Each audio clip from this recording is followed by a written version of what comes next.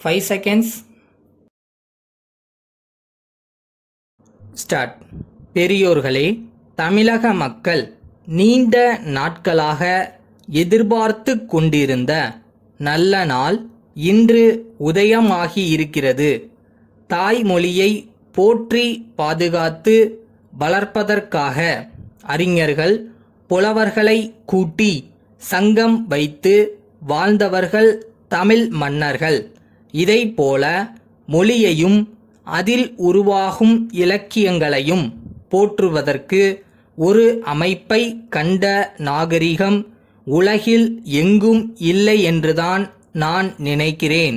அப்படிப்பட்ட புகழ்பெற்ற தமிழ் நெஞ்சங்கள், தமிழை வளர்த்த சான்றோர்கள் பிறந்த மண்ணில் நாம் பிறந்து வாழ்கிறோம் என்பதே நமக்கு பெருமையாகும்.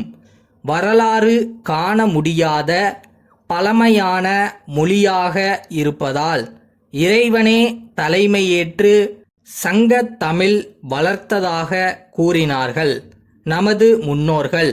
அவ்வாறு இலக்கிய சிறப்பும் வரலாற்று பெருமையும் கொண்டது நமது தமிழ் மொழி.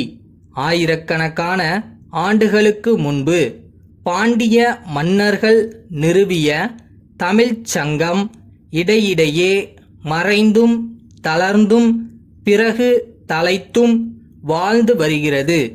மொழி வளமோ கலைச் செல்வமோ சிறக்க வேண்டுமானால் அந்த பொறுப்பை அரசுதான் ஏற்றுக்கொள்ள வேண்டும். தனி அமைப்புகள் என்னதான் முயன்றாலும் எதிர்பார்க்கின்ற வளர்ச்சியை நாம் காண முடியாது. இன்றைக்கு தமிழ்நாட்டில் தமிழ்ச் சங்கம் என்ற பெயரில் சில அமைப்புகள் நடைபெற்று வந்தாலும் அவையெல்லாம் வளர்ந்து வரும் உலக நாகரிகத்திற்கு ஈடுகொடுக்கும் வகையில் நமது மொழியை வளப்படுத்துமா என்பது எனது சந்தேகம். அதனால்தான் நீண்ட நாட்களாக தமிழுக்காக ஒரு பெரும் அமைப்பை அரசாங்கம் உருவாக்க வேண்டுமென்று தமிழ் அறிஞர்கள் கேட்டு வந்தார்கள். அவர்களுடைய வேண்டுகோளை மட்டுமல்ல, தமிழக மக்களின் ஆசையை நிறைவேற்றும் வகையில் தமிழக அரசு இன்றைக்கு புதிய முயற்சிக்கு அடிக்கல் நாட்டியிருக்கிறது. அதன் விளைவுதான் தமிழில் பல்கலைக்கழகம் தோன்றுவதாகும். அரசாங்கம் தமிழுக்காக ஒரு பல்கலைக்கழகத்தை உருவாக்குகின்ற நல்ல நாள் இது. தமிழ் அன்னைக்கு அரண்மனை கட்டி குடியேற்றுவது போல நான் உணர்கிறேன் என்பதை மன நிறைவோடு சொல்லிக்கொள்ள விரும்புகிறேன்.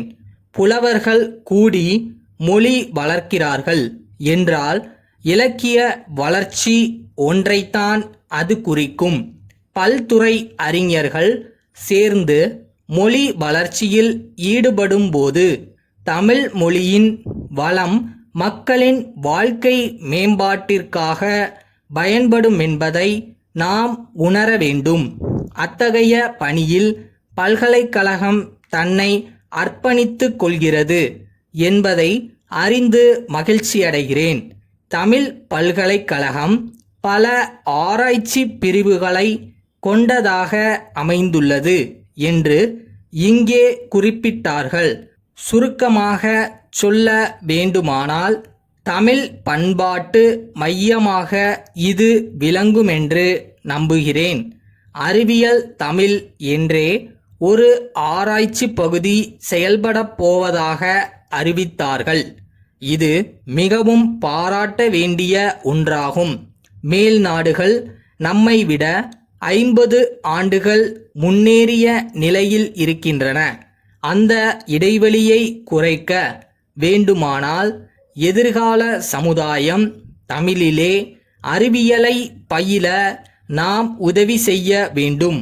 அதற்கு இந்த பல்கலைக்கழகம் துணை நிற்குமென்று நம்புகிறேன். கடலூரிலுள்ள தென் ஆற்காடு மாவட்ட ஆட்சித்தலைவர், திண்டிவனம் துணை ஆட்சித்தலைவருக்கு எழுதிய 10/6/1980 தேதியிட்ட கடிதம். ஐயா, தமிழ்நாடு சட்டமன்ற பேரவைக்கு ஒரு சில நாட்களில் நடைபெற இருக்கும் தேர்தலுக்காக இந்த மாவட்டத்திற்கு தேவையான புதிய வாக்கு பெட்டிகள் வந்து சேர்ந்து விட்டன என்பதை தெரிவித்துக் கொள்கிறேன். அவற்றை தொகுதி வாரியாக பிரித்து அனுப்பும் பணி இன்னும் 2 தினங்களில் முடிவடைய வேண்டும். ஆகவே தாங்கள் தேர்தல் அதிகாரியாக பொறுப்பேற்றுள்ள தொகுதியிலுள்ள வாக்குச்சாவடிகளுக்கு சென்று சேர வேண்டிய வாக்கு பெட்டிகளை இங்கிருந்து எடுத்துச் செல்ல ஏற்பாடு செய்யும்படி கேட்டுக்கொள்கிறேன். தங்கள் கட்டுப்பாட்டில் பணிபுரியும் துணை வட்ட ஆட்சியர்களில் ஒருவரையோ அல்லது பொறுப்பான அலுவலர்களில் ஒருவரையோ அனுப்பி இந்த அலுவலகத்தின் தேர்தல் பிரிவிலிருந்து அவற்றை பெற்றுக்கொள்ளலாம். வாக்குப்பதிவு பணிக்கு தேவைப்படும் பல்வேறு படிவங்கள் மற்றும் முத்திரையிடும் அரக்கு, நூல் முதலிய பொருள்களை அதே சமயத்தில் எடுத்துச் செல்லலாம். பெட்டிகள், பொருள்கள் ஆகியவை கிடைக்கப் பெற்றமைக்கான ஒப்புதல் கடிதத்தை அனுப்ப கேட்டுக்கொள்கிறேன். தங்கள் நம்பிக்கையுள்ள